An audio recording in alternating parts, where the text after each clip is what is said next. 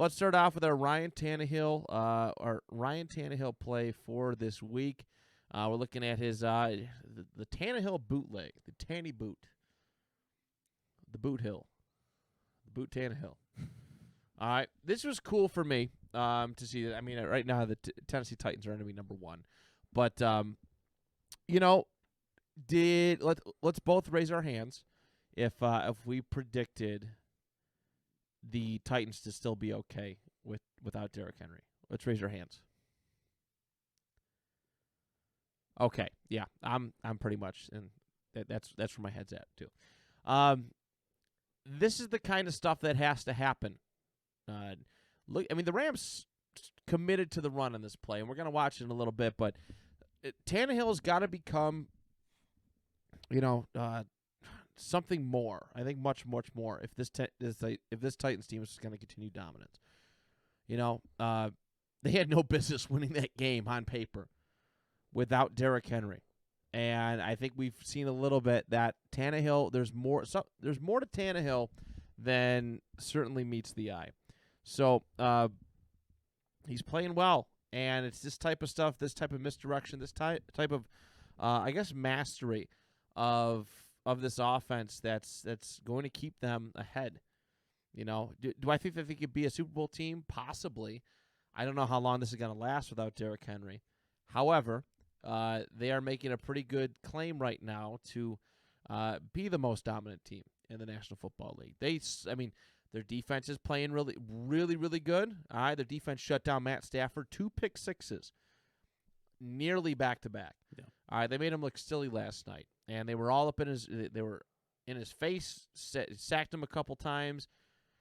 This Titans defense is legit, and Tannehill just kind of picked them apart in the red zone. So let's watch this play first, and we will proceed from there to break it down. 4th and goal. Play fake. Tannehill, he can run, and he does. Touchdown. A little finger roll, which has become his trademark.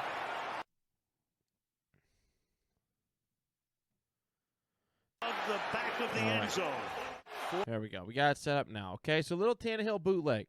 All right, fake handoff. This is something he's done plenty of times with Derrick Henry alongside him under center.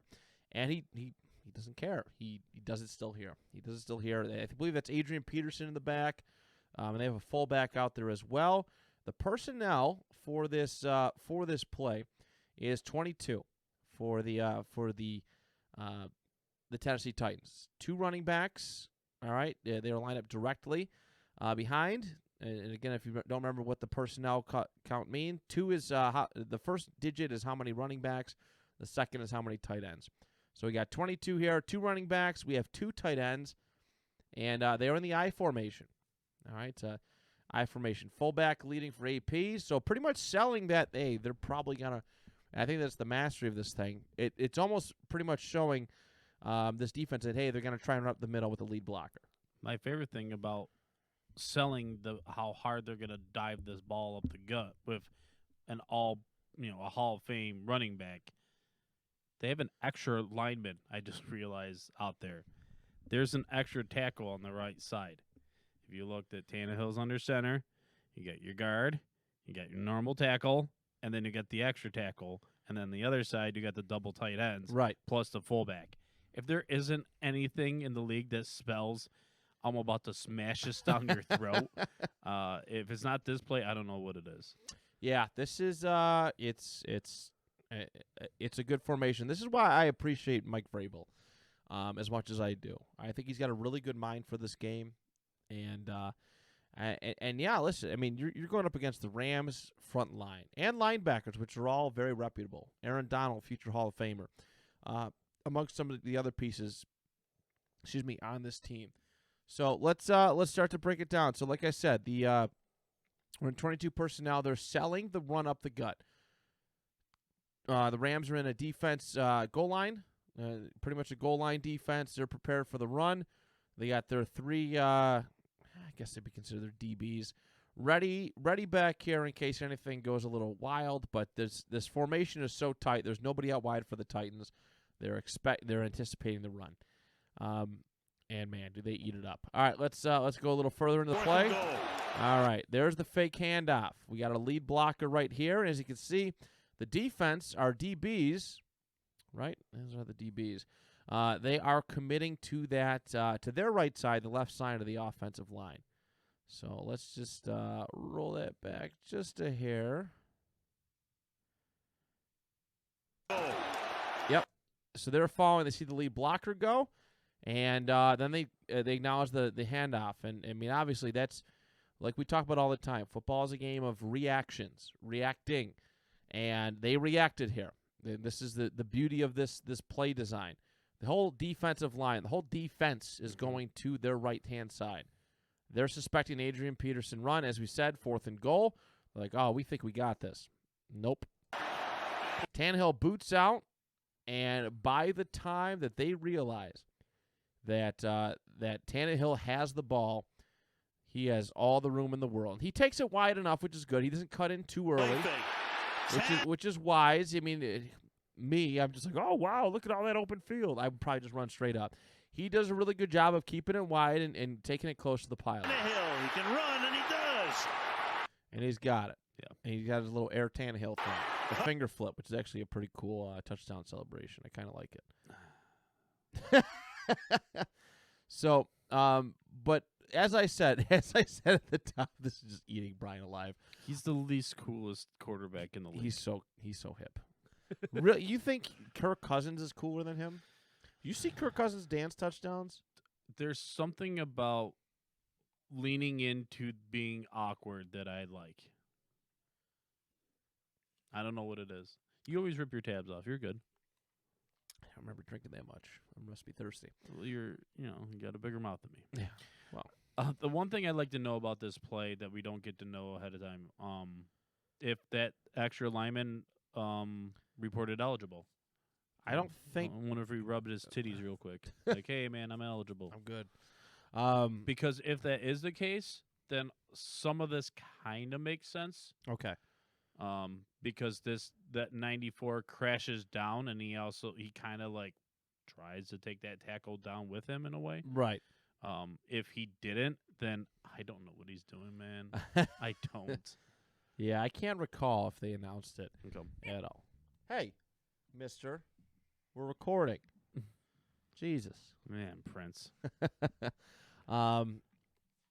Yeah. So a beautiful fake handoff there with a bootleg to the outside, and it's it was very well done.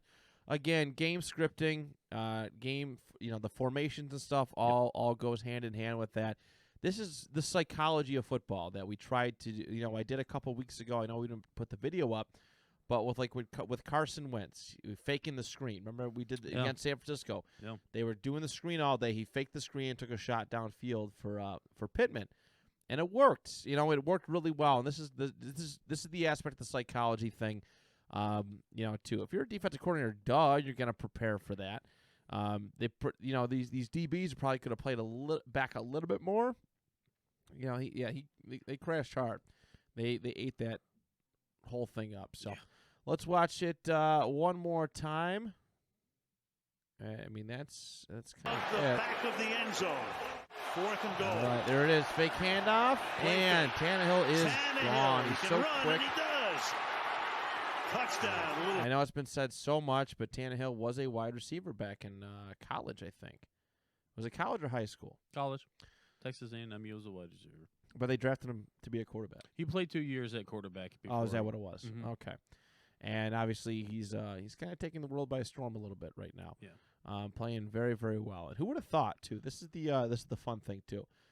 We did week 1. When we did our week 1 film room, he was the recipient of 5 sacks from Chandler Jones and a whole lot of other issues. And the fact that Tennessee has kind of rallied together and stepped up. I mean that's why it's so hard to judge a team that early in the season. Yeah. But even still, like if you would have told me in week 1 that the Titans here would be, what are they, 7-2, Mm-hmm. Mm-hmm. and the best team in the AFC right now, I would have called you a liar. Yeah. 7-2 with a loss to one of the best teams in the league. And then what's the other one? a weird loss to the Jets. We lost to the Jets, Weird and then a loss loss to the to Arizona. Cardinals, Yeah. And they've beaten really good teams. Oh, And very good what bothers me too, and Colts fans have been a little annoying on Twitter. They refuse to admit that Tennessee is just a good football team. Yeah. Just stop. Okay, they've beaten all the good teams that we as Colts fans aspired and hoped to beat, because those were measuring stick games.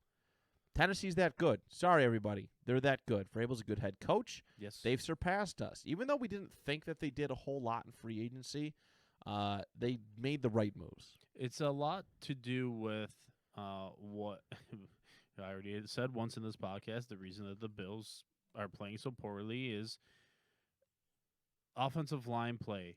From where they started the year, the Titans' offensive line is playing much better. And this is with Taylor Lewan being out of the lineup. Correct. So it's just, the communication is really well. All the guys know their roles, and they don't play beyond it. It's Mike Vrabel is doing a better job of taking the Patriot way of just do your job, do your 111th, and bringing it to the Titans than any other coach has been able to do. And I think the biggest part of that is he didn't start somewhere else and go to work underneath Belichick. He was taught. He was molded by Belichick. Right, as a player. So he bought in, at one point in his career as a player and knows, there's one thing about like getting guys to get up for 1 week. There's another thing about like believing like up, down, whatever. If you guys just stick together, you keep counting on one of another. Very good as a unit. They do. I mean, look at their defense. Because their cornerbacks are not great. No, their defense, their pass rush is really, really good right now. But these are guys who, if you lined them up, I could not pick them out.